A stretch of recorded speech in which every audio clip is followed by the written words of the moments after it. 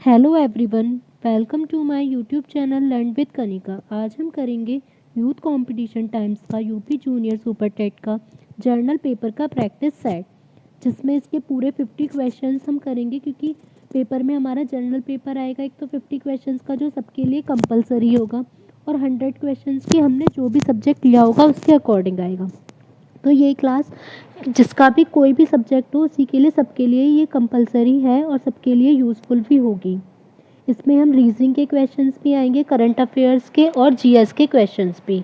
अगर आपको वीडियो अच्छी लगे तो इसे लाइक एंड शेयर ज़रूर कीजिएगा, साथ ही अपने फ्रेंड्स तक शेयर करना ना भूलें। और अगर चैनल पर नए हैं तो चैनल को सब्सक्राइब भी करें। Now let's start. अब हमारा क्वेश्चन फर्स्ट है big billion startup the untold Flipkart story. तो इसमें है ये big billion startup the untold Flipkart story. ये बुक का नेम है। इस बुक को किसने लिखा है?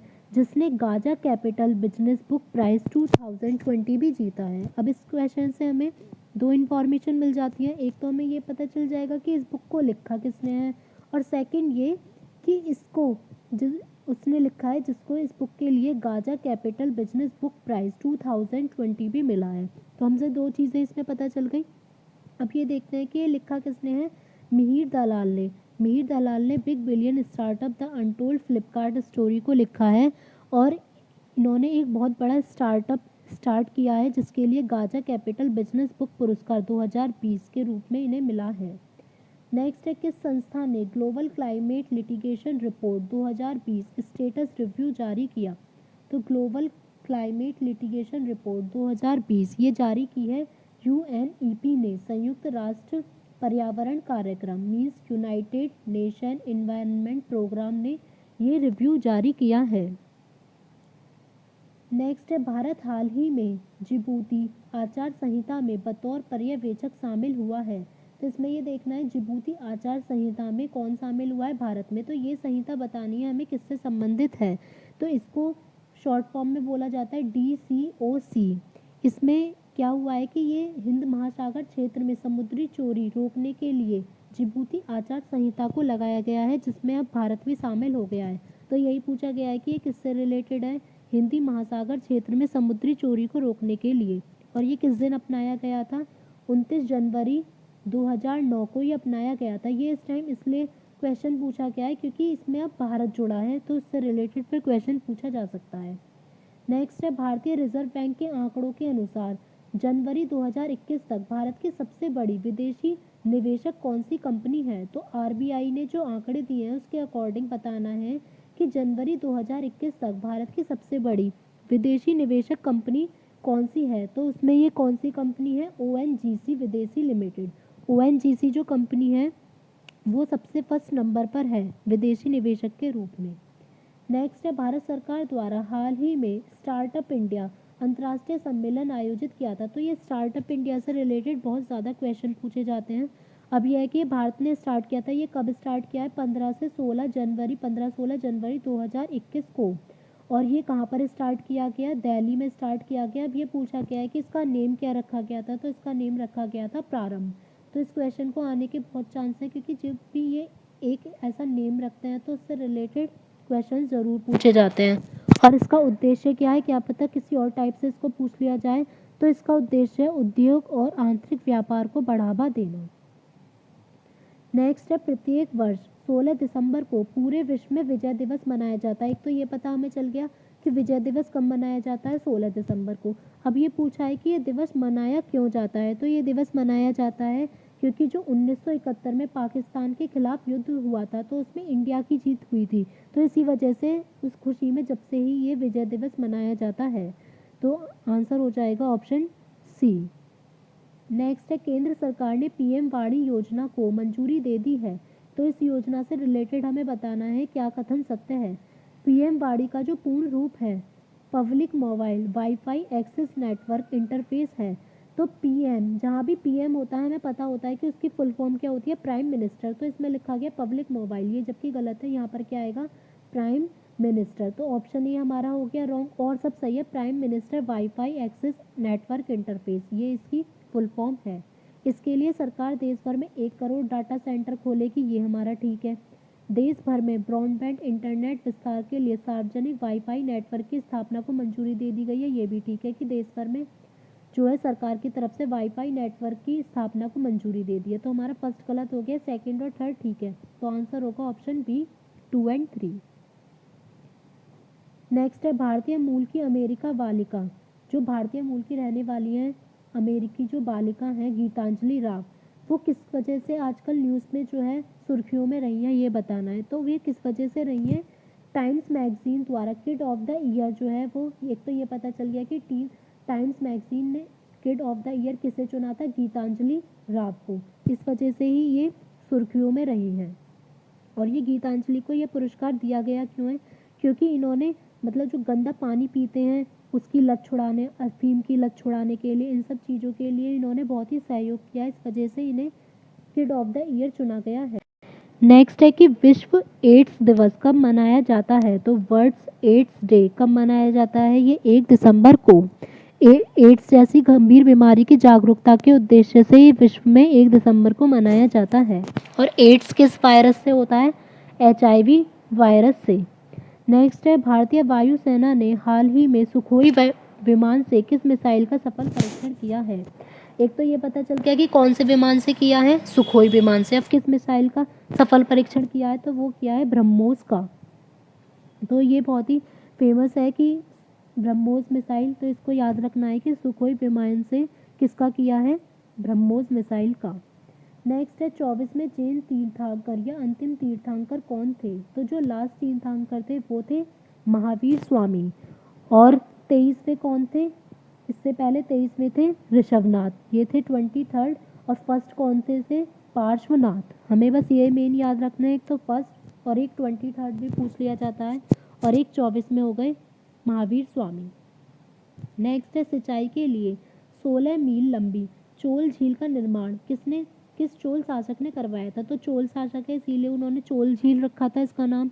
अब ये कितनी लंबी थी, 16 मील लंबी। तो इसका जो निर्माण है वो किसने कराया था, राजेंद्र फर्स्ट ने। सिंचाई के लिए ये राजेंद्र फर्स्ट ने इसका निर्माण करवाया था। और कहाँ पे करवाया था, श्रीलंका में। नेक्स्ट है दिल्ली में अलाउद्दीन खिलजी के शासनकाल की अवधि क्या थी। तो दिल्ली में अलाउद्दीन खिलजी के शासनकाल की अवधि थी 1296 से 1316 ईस्वी तक। उसका जो साम्राज्य था वो अफगानिस्तान से लेकर उत्तर मध्य भारत तक सारे में ही इसका फैला हुआ था। और ये जो अलाउद्दीन खिलजी है ये दिल्ली सल्तनत का 2nd नंबर का शासक था। नेक्स्ट है बिहार राज्य के सासाराम शहर में निम्नलिखित किस प्राचीन सम्राट का मकबरा स्थित है। तो एक तो सासाराम शहर पता चल गया कि वो कौन से राज्य में है, बिहार में। और वहाँ पर जो मकबरा है वो किसका है, शेरशाह सूरी का। और ये मकबरा कैसा बना हुआ है, जैसे तालाब पौंड जो होता है उसके बीच में ऊंचे चबूतरे पर ये मकबरा बना हुआ है। नेक्स्ट है कौन दिल्ली सल्तनत के इतिहास के लेखक नहीं था। तो दिल्ली सल्तनत के इतिहास का लेखक पहले तो कौन कौन था, अमीर खुसरो भी था, जियाउद्दीन बर्नी भी था, और मिना उस सिराज भी था। लेकिन जो अब्बास खां सेखानी थे ये मुगल काल के थे, ना कि दिल्ली सल्तनत के इतिहास के। तो ऑप्शन ए ही हो जाएगा हमारा अलग इसमें से। और इन्होंने क्या लिखा था, अब्बास खां सेखानी ने लिखा था तारीख ए शेरशाही। और इसके लिए इन्होंने अकबर ने इन्हें आदेश दिया था तारीख ए शेरशाही लिखने के लिए फारसी भाषा में। तो इन्होंने शेरशाह के जीवन चरित्र के बारे में लिखा था। नेक्स्ट है टीपू सुल्तान कहाँ का शासक था। तो टीपू सुल्तान कहाँ का शासक था, मैसूर का। टीपू सुल्तान को फतेह अली टीपू भी कहा जाता है। ये किसका पुत्र था, हैदर अली का ये पुत्र था और मैसूर का शासक था। नेक्स्ट है 1928 के बारदोली सत्याग्रह का नेतृत्व किसने किया था। तो बारदोली सत्याग्रह का नेतृत्व किसने किया था, सरदार वल्लभ भाई पटेल ने। एक तो ये डेट याद रखनी है कि बारदोली सत्याग्रह 1928 में हुआ था और इसका नेतृत्व सरदार वल्लभ भाई पटेल ने किया था, और यह एक किसान आंदोलन था।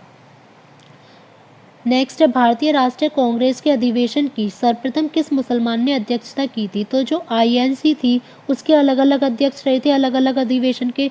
तो कौन सा ऐसा अधिवेशन की था जिसमें किसी मुसलमान ने अध्यक्षता की थी सबसे पहले, तो वो थे बदरुद्दीन तैयब जी।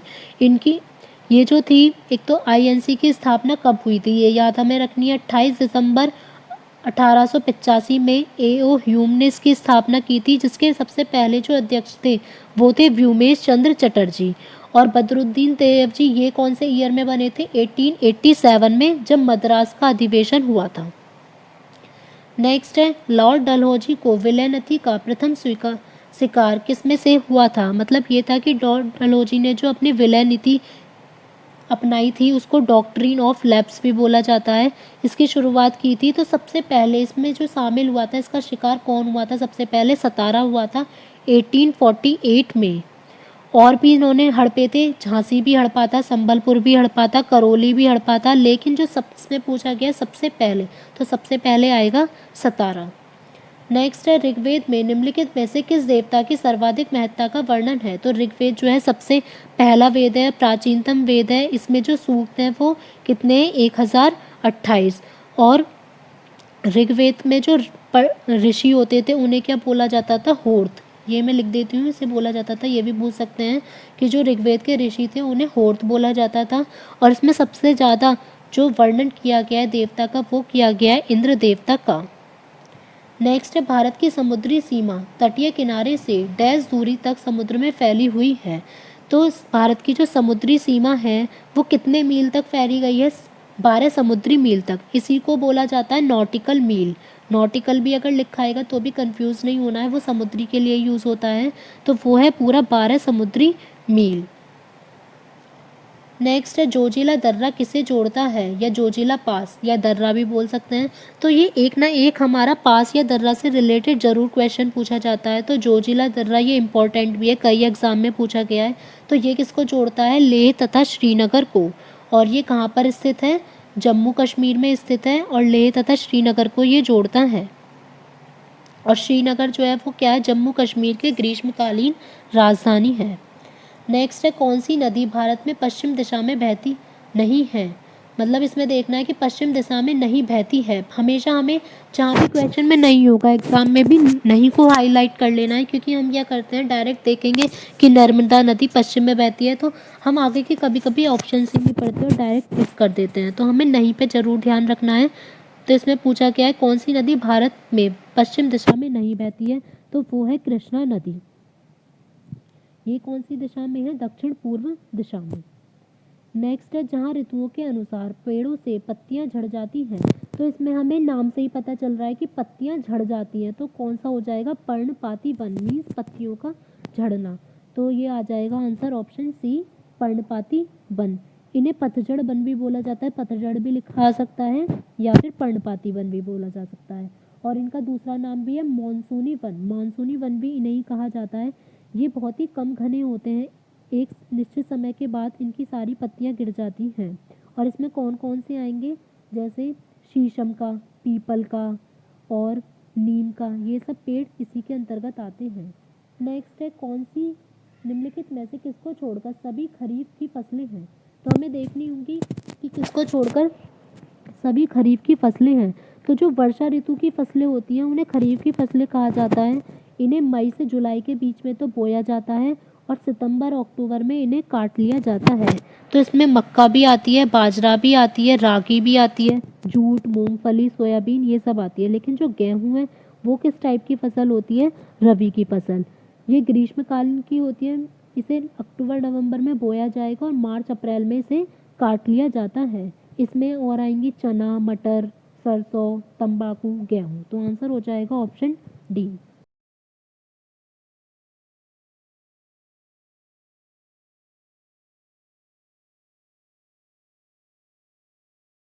कश्मीर घाटी में स्थित है और झेलम जो है वो सिंधु नदी की सहायक नदी है।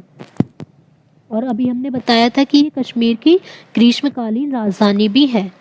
नेक्स्ट है, भाषा के आधार पर राज्यों का पुनर्गठन किस वर्ष में किया गया था? तो भाषा के आधार पर राज्यों को बांटा गया था। तो ये सबसे पहले किया गया था 1956 ईस्वी में। और ये भी पूछ लेते हैं कि सबसे पहला राज्य कौन सा था जिसका भाषा के आधार पर गठन किया गया था? तो वो था आंध्र प्रदेश। नेक्स्ट है, अनुसूचित जनजाति के संरक्षण के लिए एक क्षेत्र को अनुसूचित जाति के रूप में घोषणा करने की शक्ति किसके पास होती है? तो जो अनुसूचित जनजाति के संरक्षण के लिए किसी क्षेत्र को अनुसूचित जाति में घोषणा करने की शक्ति जो है वो किसके होती है भारत के राष्ट्रपति के पास। प्रेसिडेंट ही जो है किसी भी क्षेत्र को अनुसूचित क्षेत्र की घोषणा कर सकता है और इसका उल्लेख किस अनुसूची में किया गया है, 5th शेड्यूल्ड में इसके बारे में बताया गया है कि राष्ट्रपति क्या करेगा, जिस भी राज्य से संबंधित राज्यपाल होगा उससे विचार विमर्श करके उस क्षेत्र को अनुसूचित जाति में कन्वर्ट कर सकता है। नेक्स्ट है शून्यकाल का अर्थ क्या होता है। तो शून्यकाल का अर्थ होता है, ये भारतीय संसद की देन है शून्यकाल। ये कितने बजे से कितने बजे तक होता है ये भी पूछ लिया जाता है। 12 से 1 बजे तक का जो टाइम होता है उसको शून्यकाल कहा जाता है। और जब कोई अति महत्वपूर्ण विषय चर्चा के लिए उठाया जाए तो उसे जो है शून्यकाल में ही उसकी कार्यवाही की जाती है। तो आंसर हो जाएगा ऑप्शन बी। नेक्स्ट है भारतीय संविधान के अनुच्छेद 161 के अनुसार किसे सजा माफ करने या सजा में हेरफेर करने की शक्ति प्राप्त है। तो इसमें पूछा गया आर्टिकल 161। तो आर्टिकल 161 के अकॉर्डिंग एक तो हमें पता है कि सजा माफ करने की जो शक्ति होती है या तो वो राष्ट्रपति को होती है या राज्यपाल को होती है, लेकिन जो 161 के अकॉर्डिंग है तो वो किसको है, विभिन्न राज्य के राज्यपालों को। ये किसी की भी सजा को माफ कर सकते हैं या उसमें हेरफेर कर सकते हैं कि कम वगैरह कर सकते हैं। लेकिन अगर पूछा जाता मृत्युदंड के लिए, मृत्युदंड की जो सजा होगी वो केवल राष्ट्रपति ही माफ कर सकता है, उसे कोई और माफ नहीं कर सकता। नेक्स्ट है किसी ग्राम पंचायत द्वारा उप प्रधान को पद से हटाने के लिए कितने पंचायत सदस्यों का समर्थन होना आवश्यक है।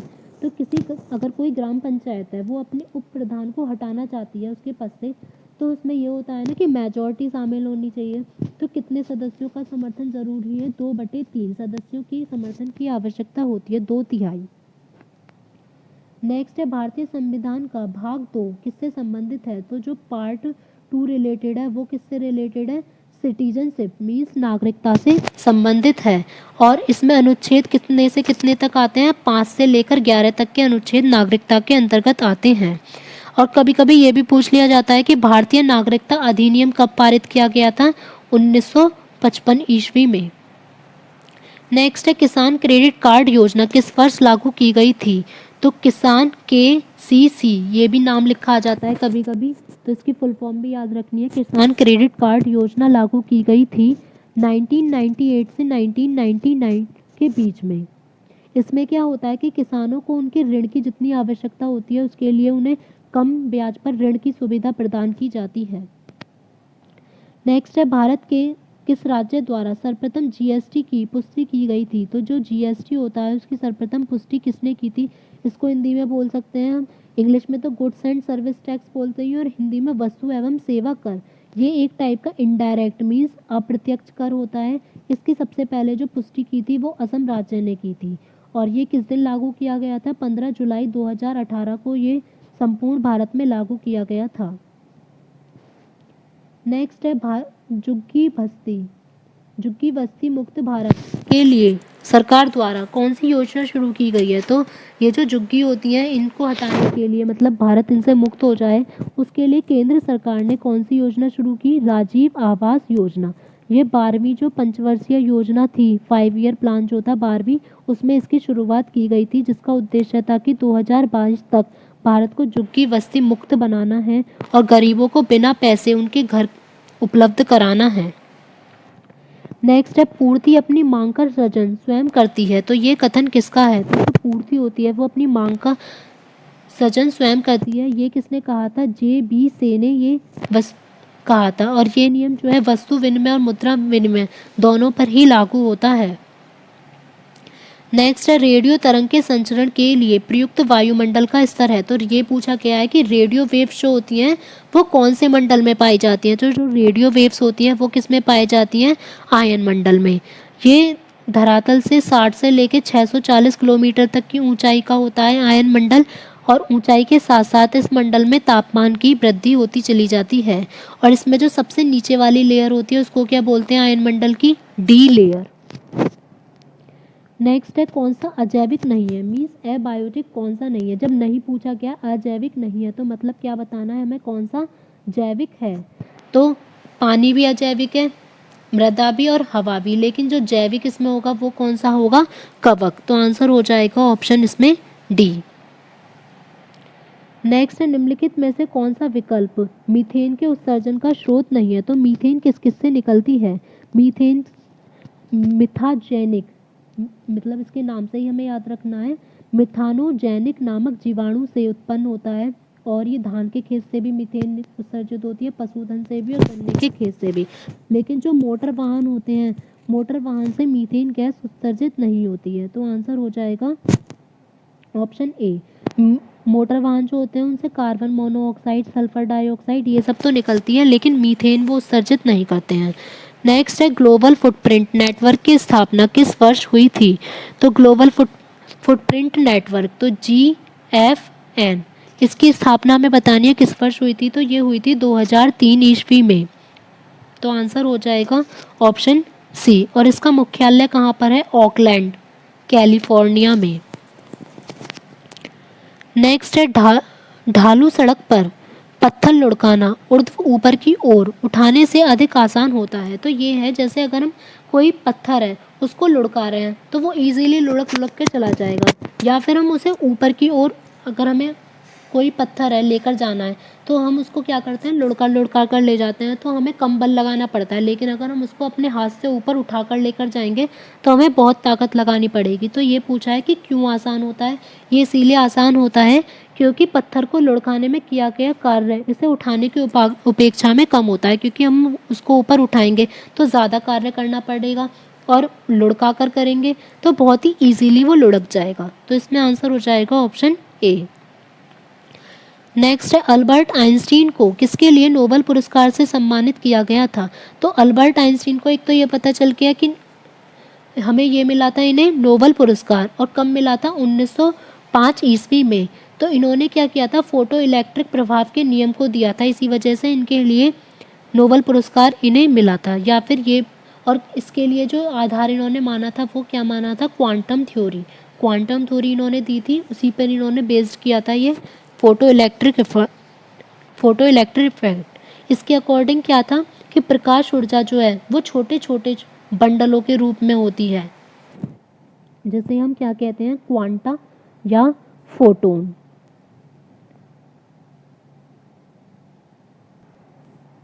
नेक्स्ट है, हास्य गैस क्या है? तो हास्य गैस, लाफिंग गैस में क्या होता है हमें ये देखना है। ये भी पूछा जाता है कि जो हास्य गैस, लाफिंग गैस होती है वो क्या होती है? Nitrous oxide N2O। ये रंगहीन होती है और मीठी गंध की गैस है। इसका स्वाद जो होता है वो मीठा होता है।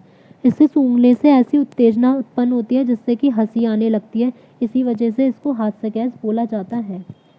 भोजन में रसायन किस उद्देश्य से मिलाया जाता है? तो जो भोजन में केमिकल होते हैं वो किस लिए मिलाए जाते हैं? उसके संरक्षण के लिए, मीन्स वो खराब ना हो, इस वजह से भोजन में रसायन मिलाए जाते हैं। और ऐसे ये भी पूछ लेते हैं, जैसे कौन कौन से रसायन यूज होते हैं? इथिलीन। इथिलीन जो होता है वो क्या होता है? जो कच्चे फल होते हैं उन्हें पकाने के लिए इथिलीन यूज होता है। ऐसे ही ग्लूकोज, ये फलों, मिठाइयाँ, मुरब्बों में यूज होता है।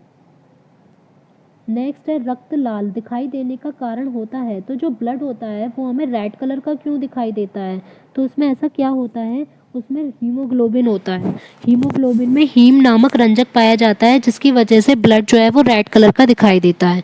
और जब हीमोग्लोबिन की कमी हो जाती है तो हमें कौन सा रोग हो जाता है? एनीमिया। नेक्स्ट है, पौधे के किस भाग से हल्दी प्राप्त की जाती है? जो टर्मरिक होती है वो पौधे के किस भाग से मिलती है? तने से।